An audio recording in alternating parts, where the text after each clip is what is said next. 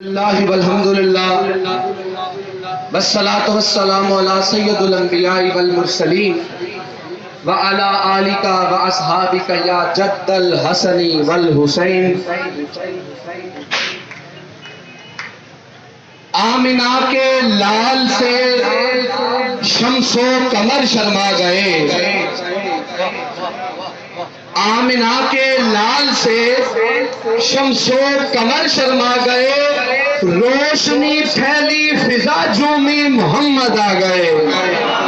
عالم اسلام کو جشن عید میلاد النبی صلی اللہ علیہ وآلہ وسلم مبارک ہو۔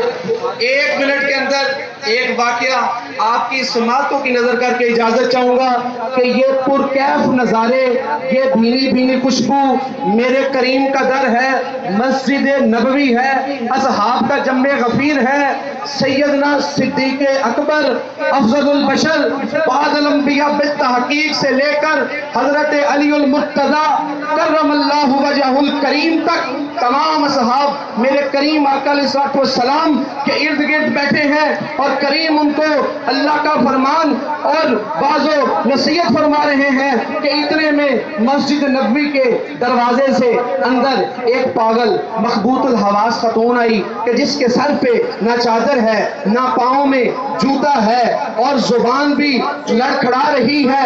وہ اس نے آگے آنا چاہا تو اصحاب نے روکا۔ میرے کریم آقا علیہ السلام نے ارشاد فرمایا صحابہ اس کو نہ روکو، میرے پاس آنے دو۔ وہ چلتی چلتی کریم کی بارگاہ تک پہنچی۔ میرے کریم علیہ السلام نے اپنی تمام گفتگو کو روکا اور اس کی باتیں سننے لگے۔ وہ کبھی ہنستی ہے، کبھی روتی ہے، کبھی کان کے قریب منہ کر کے کچھ سرکار کے سامنے معروضات پیش کرتی ہے۔ جب وہ سب کچھ کہنے لگی اور اس کے بعد کہنے لگی اچھا میں اب چلتی ہوں، دوبارہ پھر آؤں گی، میرے کریم نے چہرہ بددعا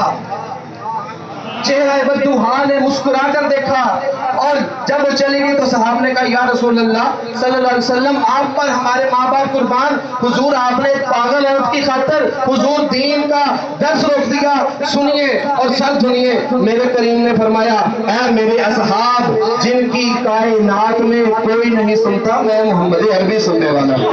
تم سب کا مبارک، میرے کریم ہم سب کو سنتے بھی ہیں، دیکھتے بھی ہیں اور جانتے بھی ہیں۔